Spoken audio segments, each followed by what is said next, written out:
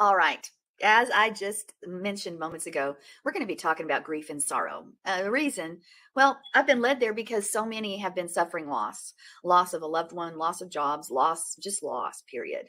And you go through this grieving period. There's sorrow, their emotion can be overwhelming. So let's look at it for a little bit and see where that takes us, because sometimes grief and sorrow can cause us to reject Yah's words, or run, or switch our beliefs, or change our beliefs to fit what we've actually experienced. But let's look a little bit at that. Isaiah 53:4 says, surely he has borne our griefs and carried our sorrows. Okay, so let's look at that for a minute, because that's easy enough to say and understand. And the literal interpretation is that it's referring to Yeshua, he's taking care of us. He's taking care of both the griefs and sorrows, just like it says.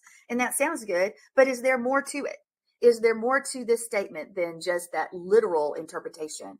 Does it mean he feels sorry for us? Does he pity us? Does it mean he removes it from us? What does it mean when he's borne our griefs and sorrows? Well, let's break this down in Hebrew a minute, and then we're going to discuss it practically as well. Because grief is chala in Hebrew, and it has means both physical sickness and pain, as well as mental anguish. So it's encompassing all of it. Yeshua bears this. So we've got that. And then there's this word born, which is nasa. And it's this idea of being made high and exalted. What? High and exalted in Greek. How does that work? Well, it can also be used to express the idea to bear or to carry away. But what about the idea of lifting up or exalting? Those seem so different. But Shaul talks about sharing the suffering of Yeshua.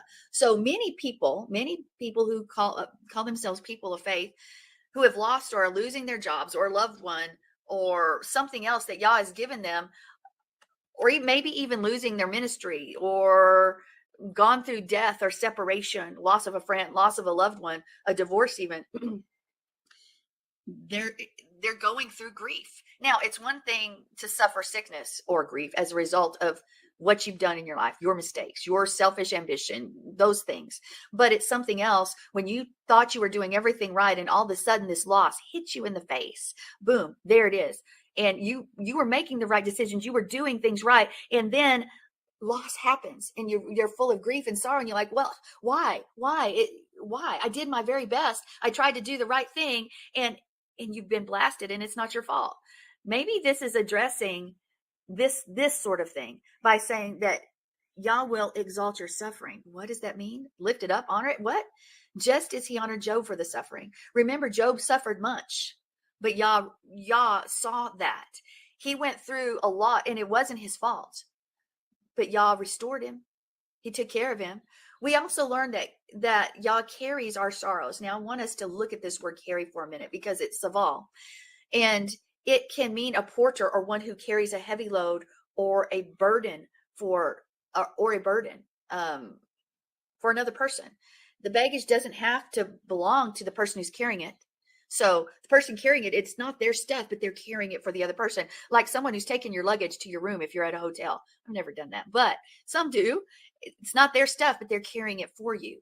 That's this idea. This other person, this porter or Yeshua, is bearing that weight for you. The word sorrow is ka'av, and it means this deep inner pain, this sorrow, this burden. So do you have a deep sorrow? Do you have a burden? Do you have something that Yah needs to carry? Because if you look at all this together, he's the one that carries it for you. You're not supposed to take the load. He's there to do it for you. Do you let him? Do you let him? Yeshua is the one who wants to carry that baggage for us. And that's all well and good, but sometimes we have an issue giving over our stuff to Yahweh. It's like, I'm going to sit on the throne for this one because I need to walk this out. I'm not saying you don't. We're going to talk about that. But I've given this analogy before when we say, okay, Father, you can be on the throne in every part but my finances. On my finances, I'm going to sit this one because I think I know better than you. Are we going to allow him to carry that grief or sorrow? Are we going to hold it tight, never letting it go, so that we begin to suffer? We suffer because we become so self-focused instead of focusing on him. I do think at times that we end up fretting over the same thing over and over and over again, thinking the same thoughts we did yesterday or a week ago or a month ago, and rehashing and rehearsing, and we're stuck in that place. So how do we let Yahweh, how do we let Yeshua carry that burden? Well, carry is spelled, we're going to go through the Hebrew word itself, because remember, I told you it was Saval. So we have a Samach, a Beit, and a Lamed. And why are we doing this? Because there's more revelation when you even look into the letters of what that meaning of that word is. If we look at the Samach, it is a fort or a tower. It's a shelter. And its root word can mean to uphold, to lean upon, to support. And then you have the Beit, which is the house. We always get that. The family's in the house. You sometimes hear that Yeshua is also can be the Beit as well as the olive, but you also have that Beit representing the bride or the wife as well as the family. It's also connected to this idea of building both in the physical and the spiritual. Okay, so you're building something. And then you have the Lamed, which is that voice of authority. That's something that teaches you, prods you, pushes you along the way if it needs to. So let's put that together. When he carries our burdens, he is the tower we run to, the shelter to support what we and lean upon him, for we are his bride. He is building something in us as his family, and he is the voice of authority that will lead us as he's supporting us. That's a big promise in one word. Do we lean upon him? Do we let him support us, or do we carry it ourselves? Do we like to be the burden carrier on everything? Pick it up. Do we refuse to let go? Those are all questions that we have to ask ourselves when we're walking through a time of grief and sorrow. Because through prayer, we enter into the shelter of Yah's heart. And knowing and understanding Yah's heart is where we find his love, where we find his concern, and where he is going to carry that burden for us. We've got to enter into his presence and let him. It's like the heavy burden that we're carrying that's on our back. We've got to lay it at his feet, and then we can enter into the narrow gate. That narrow gate, I've talked about this before, that eye of the needle, because the narrow gate was called a needle, and the camel had to go through the eye of the needle to get to the place where he needed to be, the king's presence or whatever. He had to have every burden, everything removed from his back so that he could press through the eye of the needle of that gate. And once that was done, then he was where he was supposed to be. I've mentioned that in worship. We long to enter his presence, but to enter his presence, we have to go through the eye of the needle. But where his presence is we're going to find the burden carrier, the one who takes that, who is that voice of support, that one we run to, that is our shelter, because he loves us, because he wants to support us, but we've got to let go. And so when we enter his presence, when we enter his God, to Yah's heart, whatever happens to us doesn't really matter, because we're there with him. It's part of his plan. We will begin to understand that's his plan for him, you and me. That's his plan for me. And I'm going to trust him and have faith in him, because in his heart we see loving kindness. And we may not understand the reasoning. We may not understand his plan, and we don't have to, because we're in the shelter of his heart, where he's taking us and walking through us and carrying us through that place. When we're dwelling in the heart of Yah in prayer, in that prayer that's never ceasing. You get up in the morning. I'm not saying, oh, Father, no, because prayer is 75% worship and 25% petition. But you open in the morning, you talk to him all day long. Prayer, it's what I tell my kids when we're doing Shabbat. I always say, prayer is talking. You talk to him. And he knows your heart. We pray without ceasing. We enter into his presence. Now, some believers want to say, let's avoid the sorrow and the grief altogether, the mourning. And I'm not saying we do that. In fact, you don't, because you have to walk through a process. But you need to see the hope within that process. You need to understand the burden carrier. We may even accuse Yahweh, and I've talked about that. We may accuse him, change our hearts, change our beliefs, because we're not experiencing what we thought we should experience. And then others say, well, it's okay because they're growing through this process. Let's let them have space on that. No, we love our brother, but we also remind them of the truth. We remind them of his word. Mourning done correctly, sorrow, walking out grief done correctly is going to enable you to find the comfort you need, which is Yah, it's himself. So that mourning that takes you to the comforter, the Ruach HaKodesh, the Holy Spirit who is with you. How you mourn is going to determine where you end up on your journey. And what Blazing Torch said, we must go through the valley of death, not teleport out of it. Yeah, you've got to walk through it. You've got to walk through it. That's exactly right. In the most difficult moments, what do you need more than anything? God's presence. You need his presence. You need his wisdom. You need his understanding. But you can't hold him hostage and say, you've got to do this for me. You owe me. Tell me why? Why did this happen to me? Why do I have to walk this out? Why? We can't hold Yah hostage. We've got to trust him as we enter into his presence, as I said before, and he's carrying our burdens, and we're there, and we say, you got me. I know that. So I trust you along the way, wherever this leads. You can't link your obedience to what you understand. or make a God in your own image. That doesn't work. But there is a different kind of mourning. The way we mourn, remember, determines where you're going to end up on the journey. Mark 16 talks about as they mourned and wept, they did not believe. In verse 10, that's verse 10 of Mark 16. And then, see, they didn't believe. They didn't believe. Even though Mary, they said, hey, we just saw Yeshua. They said, no way did that happen. And then the two who met the stranger on the way to the Emmaus, when they went, which was Yeshua, when they went to tell others, the people still didn't believe. And what did Yeshua do when they refused to believe? He rebuked them for their unbelief and hardness of heart because they did not believe those who had seen him after he had risen. That's verse 14 in Mark 16. He required them to believe another person's experience, even though they hadn't experienced it themselves. So maybe you know someone that's walked this out, that's walked the loss of a job, the death of a spouse, the loss of a son or a daughter, the loss of a ministry. You talk to them, they've walked it out, they've seen Yeshua, they've been in his presence, and you believe that. You believe it, even though you have not yet experienced that thing. You believe it. Because the truth will always bring his presence. Mourning can take you to him for comfort and healing, or it can take you to a place of hardness of heart and unbelief. We get the choice. It's a V in the road. We get to choose which way we want to go when we're walking this process out.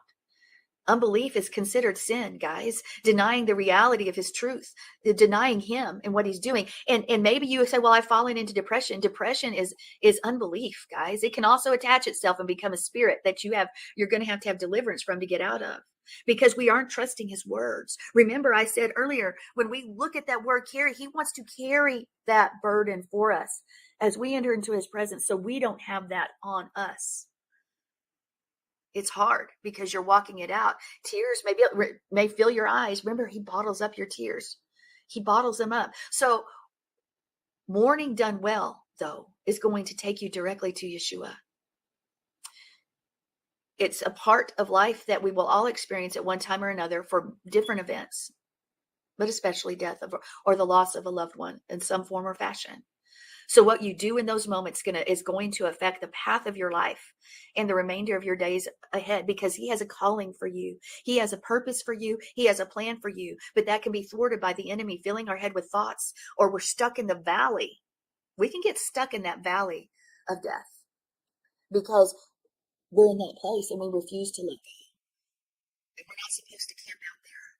We're supposed to walk through it. You still walk through the grieving process, but you walk trusting him. And if it takes you to that place where you're constantly sad and depressed, change your thinking, because that's not of Yah either. Do you trust him? Do we trust him? Because if we focus on ourselves constantly and what happened to us and start saying, woe is me, that is unhealthy for us and will hurt us. And what our experiences cannot define our belief. Our experiences are our experiences, yes, but we still need to focus on him in the word, because he carries our burdens, our sorrow, our grief. Sorrow without hope has no conclusion, not a legitimate one. No closure. Sorrow with hope, though, will take us to life, into greater expressions of Yah, into finding our purpose. Sorrow and mourning are not the end. That's not where you stop. They are the place, that narrow place, that hallway, that what takes us from one point to the next place. So we undermine hope when we feed our hearts on what Yah didn't do for us, where we focus completely on the loss of whatever it is and not the true answer, which is Yeshua. Entering into his presence, knowing he's letting him have those burdens. We need to do that. I love what Blazing Torch said. Blazing Torch walked this out, and I hope you don't mind this. He said, I was so hurt I didn't care about anything. I said, okay, God, I don't have anything left I care about. So arise in me and take your rightful place on the throne of my heart. Entering into his presence, removing the burden so you can go through the eye of the needle and sup with him. He will carry it. He will take the load, and you will walk through to that point of rest, which is our destiny that we see in Psalm 23. That's that place where we want to go. We want to find rest. You will find rest in him. Mark, come on in.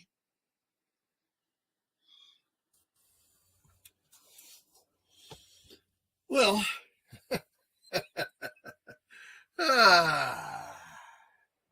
where do I go from here? You covered it, Sandy. What's the next part of the show? You have never heard me say that before, and I'm not steering away from wanting to respond.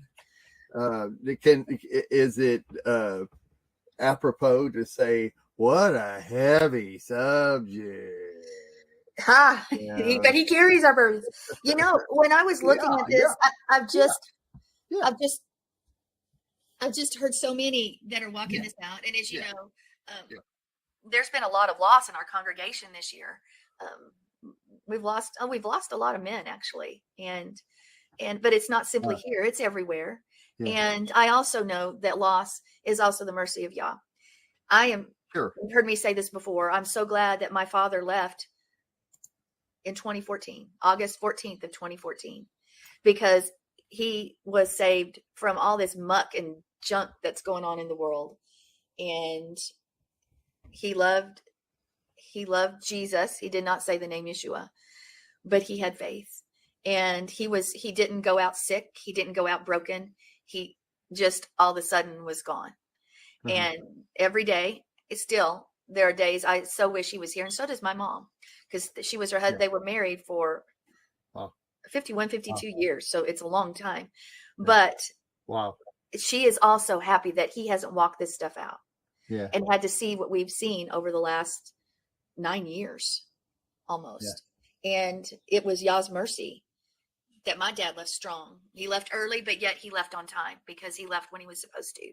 Yeah. And it's hard to see it that way. And it's hard to say the words, you know what? I've had the privilege of knowing my father for X amount of years. You had the privilege of knowing your friend, or you had the experience of having that job for X amount of time. And then Yah has a new chapter. And that's what it is. It's a new chapter. It's a new beginning. And that's hard to say when you're in the midst of the grieving, the loss of the person, the job, the ministry, the family, the divorce, whatever it may be. But again, it's about Yah carrying that burden and trusting him all along the way. Yeah. Well, I'm stumbling over my words because I don't know where do I want to jump to. What do I want? Okay.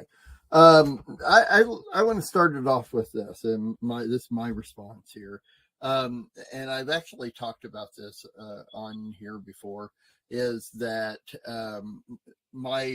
many years ago, my first cousin, who I grew up with, he was a year younger than me. We lived like 3 blocks from each other growing up, and we just spent our lives together growing up. And he took his life many years ago, and it was a shock. I wasn't at the time that it happened. I wasn't close to him, though we weren't separated. I mean, we just didn't live in the same town. We didn't live in the same state, so I only saw him when I went back to my hometown, and we would see each other and that type of thing. And I didn't have any idea, but then you find out that out of the blue, he takes his own life, and so it's, we came back for the funeral, which was quite a few people. And sorry, it's so distracting. Sorry, I'm sorry. Sorry, I can't do that and talk. Sorry. Anyway, so we're at his funeral, and everybody's sad, and my first thing I was so mad at is they had a pastor up there officiating over the funeral that had never met my cousin, and that burns me. I despise. As a matter of fact, I would not allow it for my father and my mother. I would not allow somebody to get up and officiate over the funeral that didn't know that person. And so this guy, he's talking along, and then he asks, is there anybody who wants to get up? Well, I couldn't get up out of my seat quick enough. I got up and went there, and I started talking about funny things that he and I had gone through growing up. I mean, including that of throwing a dart and hitting him in the back when we were like 12 years old or something, and all of these great stories that why he committed suicide. Why are we going to dwell on that? Why are we going to even bring this up? Why are we going to be so sad? Let's remember the good things that happened to my cousin. Let's be joyful about the fact that if he committed suicide, he had to be going through such hell in his head that this would happen. That means it's over. That's a great thing, and anyway, I remember that when it was all done, of course, that pastor came back up there and gave his other little spiel and whatever, and I just got to get out of here. I'm sorry, I got to go. Anyway, so afterwards, his wife came up to me and was in tears and was so thankful that I got up and I, said all the things that I said, because because it was good. It was positive. And instead of dwelling on the negative, you have to be positive. And I think the more, forget the things that beset you, those things that you had problems with. People, after somebody dies that you're close to, so many times people I wish we hadn't have done that, I wish we hadn't have fought, I wish we hadn't have done this, I wish all these negative things, when in fact, if you will dwell on the positive things of that person's life, then your grief, which it's still grief, you're still going through that grief, you can go through it in a positive way, and then you're not down. I just found out the other day, and I don't know where to go with this, and I have to be real careful, but somebody that I know, and I don't know them real well, and I'm not real close to them, but they are real close to somebody that is close in my life, that this person, I guess it's their 5th anniversary of when their wife died, and they are real depressed and can't do these, certain things, something we had planned, and now we can't do it. And they, 5 years and everything's great all the year round. Everything's great. And then on the anniversary of this death, then now they plummet. And here's the deal. My wife knows that. And this is kind of funny a little bit, because I always speak of her going before me.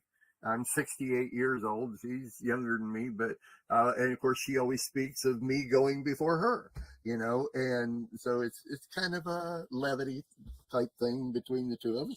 But she knows that after she's gone, I'm going to grieve, and I'll be unhappy and everything.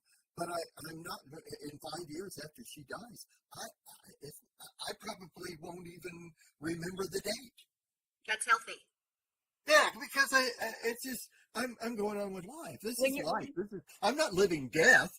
I'm living life. Life is up. Go ahead. When you just said that, with that, it's almost like you're making, other religions make this sort of all these things to the dead. And they go and they visit and they think. Oh, yeah. It's almost like we're doing that. When all of a sudden, it's all this time later, and we have to stop from our normal thing. And then we sit there and we remember or think or whatever, and we start that whole process. That is not healthy. And that is not, if you're going to remember, you remember, oh, Father, thank you. But you're almost memorializing that, making idols, almost worshiping that moment or them, so to speak, because you're choosing to think in a different way, contrary to the word. And you're stuck in that point. You're choosing to be stuck there. It's like saying, Yeshua, you're on the cross. You're on the cross. You're on the cross. My Yeshua is not on the cross. I love it. That's right. That would be like us going to the cross and crying. Not that's equal to that. It's not. I'm not saying that. But focusing on the death instead of his resurrection, focusing on the death instead of everything else he did and has done and is continued to do for us, through us, et cetera, and the hope of what tomorrow brings. That's celebratory.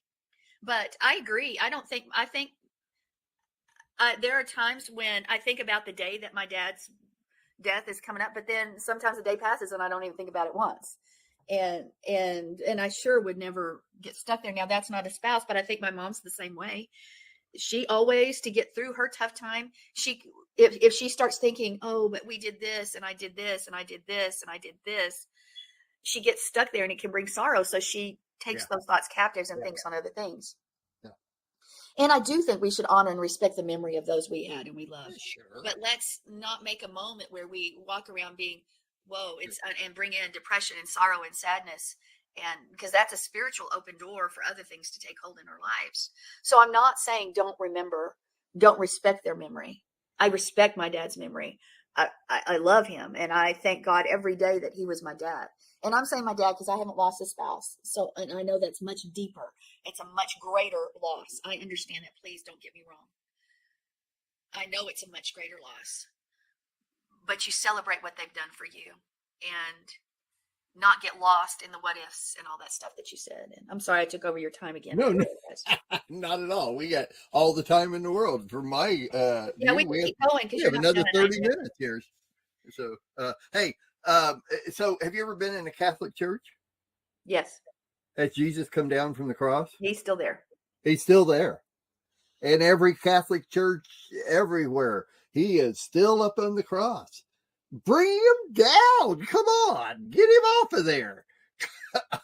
Anyway, so that's the first thing. And don't you remember a couple of weeks ago, 2 to 3 weeks ago, I brought up the deal about the crosses on the side of the road and the windshield memorials that people do and everything, and how that it burns me. It burns in my soul that this is so wrong. And you have to make it public. You're making your grieving public so that everybody that sees it every single time I drive in and out of my subdivision. And there's 2 ways in and out, but to get to town, there's one way out. In and out. There's a stinking, and I emphasize, a stinking cross in the ditch there on the side of the road. You seriously, I'm mad. I'm mad. As a matter of fact, you're forcing me to look at your grief. Why? That's why they have cemeteries that are away from society, so you can put them there and you can go look at them. What are you smiling about? Sugar is snoring so loud, everybody. That's what you're hearing. So. The what? Sugar is snoring really loudly. Oh, okay. Sorry. I wouldn't hear it because I was yelling so much. Anyway, so you know my deal on that. Anyway, it's ridiculous. To me, it's ridiculous. And I don't mean to impart my feelings upon everybody out there. And if you're offended because you put a cross on it, I think that's illegal. I am going to go find out. I wish I'd already done it. Go find out whether or not that's legal to put those crosses on the side of the road. Okay, so I've got way off into a rabbi trail here, but we were talking about. Well, and they learn what that is young. I was going to say there's a response to that. Amarillo, when we drive to Plainview or something, she always says, "There's where somebody died." So so she's already learned that. That's what that means, and yeah. Why should she have to? That's my question. Why should she have to? Teach her something different. So, I'm surprised she hadn't asked, so when somebody else dies, are we going to bury them there too? It's like they're not buried there. Anyway, okay. So I guess I don't see any other. My notes here is we can't always tell when someone is holding on to those feelings, those grieves and everything, because it's like it doesn't come up until it's the anniversary of or something, and that type of thing. And this is a sore point, man. When I die, rejoice. That's what I rejoice want. That I'm gone.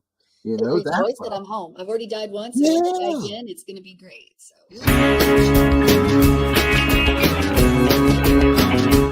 We are richly blessed to bring you what we believe is the fullest, most diverse, yet up-to-date progressive teachings, discussion, and prayer programming you can find anywhere on this planet. Be sure gonna to tell you take the more tour in of the advance. MessianicLambRadio.com I'm website. with you. Thank you so I'm much, Susan Blazing Torch, for Hoogie, your comments. thanking And I know you they may for be commenting joining on the other us side, on the but Messianic Lamb I Video have this Network.